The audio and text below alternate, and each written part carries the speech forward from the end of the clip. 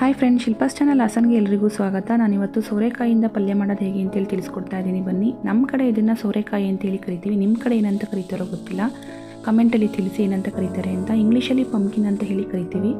ಒಳಗಡೆ ತಿರುಳು ಏನಿರುತ್ತೆ ಇದನ್ನು ಹೆಚ್ಚು ಆದಮೇಲೆ ಅದನ್ನು ತಿರುಳನ್ನು ತೆಗೆದುಬಿಡಬೇಕು. ನಾನು ಮೊದಲೇ ಸೋರೆಕಾಯಿನ ನೀಟಾಗಿ ತೊಳೆದು ಹೆಚ್ಚಿ ಇಟ್ಕೊತಾ ಇದ್ದೀನಿ. ಈ ಥರ ಎಲ್ಲ ನಾವು ಹೆಚ್ಚಿಟ್ಕೊಂಡಾದಮೇಲೆ ಅದನ್ನು ಸಣ್ಣ ಸಣ್ಣದಾಗಿ ಹೆಚ್ಕೊಬೇಕು. ಎಷ್ಟು ಸಾಧ್ಯನೋ ಅಷ್ಟು ಸಣ್ಣ ಸಣ್ಣದಾಗಿ ಹೆಚ್ಕೊಳ್ಳಿ. ಯಾಕೆಂದರೆ ಅದು ನಾವು ಒಗ್ಗರಣೆಲ್ಲೇ ಬೇಯಿಸೋದ್ರಿಂದ, ನೀರು ಹಾಕದೆ ಬರೀ ಒಗ್ಗರಣೆಲ್ಲಿ ಬೇಯಿಸೋದ್ರಿಂದ ಸಣ್ಣ ಸಣ್ಣದಾಗಿದ್ದರೆ ಬೇಗ ಬೇಯುತ್ತೆ.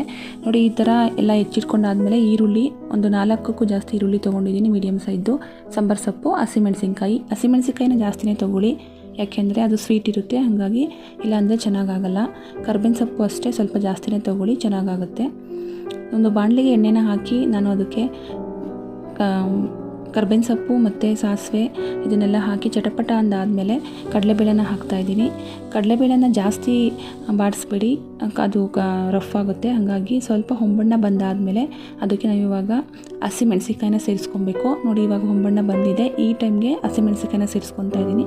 ಹಸಿಮೆಣಸಿನ್ಕಾಯಿನ ಚೆನ್ನಾಗಿ ಬಾಡಿಸಿ ಆದಮೇಲೆ ಅದಕ್ಕೆ ನಾವು ಈರುಳ್ಳಿನ ಸೇರಿಸ್ಕೊಬೇಕಾಗುತ್ತೆ. ನಾವೇನು 4 ಮೀಡಿಯಮ್ ಸೈಜ್ ಈರುಳ್ಳಿಗಿಂತ ಹೆಚ್ಚು ನಾವು ಹೆಚ್ಚಿಟ್ಕೊಂಡಿವಿ, ಅದನ್ನು ಇವಾಗ ಸೇರಿಸ್ಕೊತಾ ಇದ್ದೀನಿ. ಈರುಳ್ಳಿನೂ ಅಷ್ಟೇ ತುಂಬ ಜಾಸ್ತಿ ಬಾಡಿಸಬಾರ್ದು, ಸ್ವಲ್ಪನೇ ಬಾಡಿಸಿ. ಅದು ಸ್ವಲ್ಪ ಏನು ಹೊಂಬಣ್ಣ ಬರುತ್ತಲ್ಲ, ಆ ಟೈಮ್ಗೆ ನಾವು ಹೆಚ್ಚಿಟ್ಕೊಂಡಿರೋಂತಹ ಸೋರೆಕಾಯಿನ ನಾವು ಸೇರಿಸ್ಕೊಬೇಕಾಗುತ್ತೆ. ಈ ಟೈಮ್ಗೆ ಸ್ವಲ್ಪ ಉಪ್ಪನ್ನ ಸೇರಿಸ್ಕೊಳ್ಳಿ, ಬೇಗ ಆಗುತ್ತೆ. ಹಾಗಾಗಿ ಉಪ್ಪನ್ನ ಹಾಕ್ಕೊಂಡು ಜಾಸ್ತಿ ಹಾಕ್ಕೊಂಬೇಡಿ, ಸ್ವಲ್ಪನೇ ಹಾಕ್ಕೊಳ್ಳಿ ಉಪ್ಪನ್ನ. ಎಷ್ಟು ಬೇಕೋ ಒಗ್ಗರಣೆಗೆ ಅಷ್ಟು, ಇನ್ನೂ ಸ್ವಲ್ಪ ಕಮ್ಮಿ ಆದರೂ ನಡೆಯುತ್ತೆ. ಇವಾಗೆಲ್ಲ ಆಗಿದೆ ನೋಡಿ. ಈ ಹದಕ್ಕೆ ಬಂದಾಗ ನಾವು ಇವಾಗ ಸೋರೆಕಾಯಿನ ಸೇರಿಸ್ಕೊಬೇಕಾಗುತ್ತೆ. ನಾನೇನು ಹೆಚ್ಚಿಟ್ಕೊಂಡಿದ್ದೆ ಅಷ್ಟು ಸೋರೆಕಾಯಿನ ಸೇರಿಸ್ಕೊಂಡು ನೀಟಾಗಿ ಅದನ್ನು ಈ ಒಗ್ಗರಣೆ ಮತ್ತು ಅದೆಲ್ಲದನ್ನು ಸೇರಿಸ್ಕೊಂಡು ತಿರುಗಿಸ್ಕೊತಾ ಇದ್ದೀನಿ. ನೀಟಾಗಿ ಎಲ್ಲ ಮಿಕ್ಸ್ ಆಗಬೇಕು, ಆ ರೀತಿ ಮಿಕ್ಸ್ ಮಾಡ್ಕೊಳ್ಳಿ.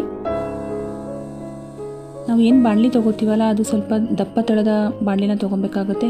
ಯಾಕೆಂದರೆ ನಾವು ಬರೀ ಒಗ್ಗರಣೆಲ್ಲೇ ಇದನ್ನು ಬೇಯಿಸ್ತಿರೋದ್ರಿಂದ ನೀರಾಗ್ತೆ ಅದು ಸೀದೋಗೋ ಚಾನ್ಸಸ್ ಇರುತ್ತೆ. ಹಾಗಾಗಿ ಎಷ್ಟು ಸಾಧ್ಯ ಅಷ್ಟು ದಪ್ಪ ತಳದ ತೊಗೊಳ್ಳಿ. ಈ ರೀತಿ ಎಲ್ಲ ಮಿಕ್ಸ್ ಮಾಡಿ ಆದಮೇಲೆ ಮುಚ್ಚಿಟ್ಟು ಒಂದು 5 ನಿಮಿಷ 10 ನಿಮಿಷ ಬೇಯಿಸಿ. ಆವಾಗವಾಗ ಈ ರೀತಿ ತಿರ್ಸ್ಕೊತಾ ಇರಬೇಕು, ಇಲ್ಲಾಂದರೆ ಅದು ತಳ ಹಿಡಿಯುತ್ತೆ. ದಪ್ಪ ತಳದಾದರೆ ಅಷ್ಟು ತಳ ಹಿಡಿಯಲ್ಲ, ಆದರೂ 10 ನಿಮಿಷದ ಮೇಲಾದರೆ ಅದು ತಳ ಹಿಡಿಯುತ್ತೆ. ಹಾಗಾಗಿ ನೋಡಿ ತಿರ್ಸ್ಕೊಬೇಕಾಗುತ್ತೆ. ಈ ರೀತಿ ಆವಾಗವಾಗ ತಿರ್ಸ್ಕೊಂಡು ಸ್ವಲ್ಪ ಉಪ್ಪು ಹಾಕ್ಕೊಳ್ಳಿ. ಉಪ್ಪು ಹಾಕ್ಕೊಂಡ್ರೆ ಬೇಗ ಬೇಯುತ್ತೆ. ಉಪ್ಪು ಹಾಕಿ ಮುಚ್ಚಿಟ್ಟು ಬೇಯಿಸಿ. ಈ ರೀತಿ ನಾವು ಒಗ್ಗರಣೆಲ್ಲೇ ಬೇಯಿಸಬೇಕು, ನೀರೇನು ಹಾಕಬೇಡಿ, ಹಾಗೆ ಬೇಯುತ್ತೆ. ಫೈನಲಿ ಎಲ್ಲ ನೀಟಾಗಿ ಬೆಂದು ಆದಮೇಲೆ ನೋಡಿ ಬೆಂದಿದೆ ಅಂತ ಗೊತ್ತಾದಾಗ ಕಾಯಿ ತುರಿ ಮತ್ತು ಸೊಪ್ಪನ್ನು ಹಾಕ್ಕೊಳ್ಳಿ. ಸಾಂಬಾರು ಸೊಪ್ಪನ್ನು ಹಾಕ್ಕೊಂಡು ನೀಟಾಗಿ ತಿರುಗಿಸ್ಕೊಂಡು ಈ ರೀತಿ ಸ್ವಲ್ಪ ನೀಟಾಗಿ ತಿರ್ಸ್ಕೊಂಡು ಬೇಯಿಸಿ. ಇವಾಗ ರೆಡಿಯಾಗಿದೆ, ದೋಸೆ ಜೊತೆ ಸವಿಯಲು ಸಿದ್ಧ. ನಿಮಗೆ ಈ ರೆಸಿಪಿ ಇಷ್ಟ ಆದರೆ ನನ್ನ ಚಾನಲ್ನ ಸಬ್ಸ್ಕ್ರೈಬ್ ಮಾಡ್ಕೊಳ್ಳಿ ಫ್ರೆಂಡ್. ಪಕ್ಕದಲ್ಲಿರೋ ಬೆಲ್ ಐಕನ್ನ ಕ್ಲಿಕ್ ಮಾಡಿ, ಲೈಕ್ ಮಾಡಿ, ಶೇರ್ ಮಾಡಿ, ಇದೇ ರೀತಿ ಸಪೋರ್ಟ್ ಮಾಡಿ. ನಾನು ಇದೇ ರೀತಿ ಹೆಚ್ಚು ರೆಸಿಪೀಸ್ಗಳನ್ನ ಅಪ್ಲೋಡ್ ಮಾಡ್ತಾ ಹೋಗ್ತೀನಿ. Thank you friends.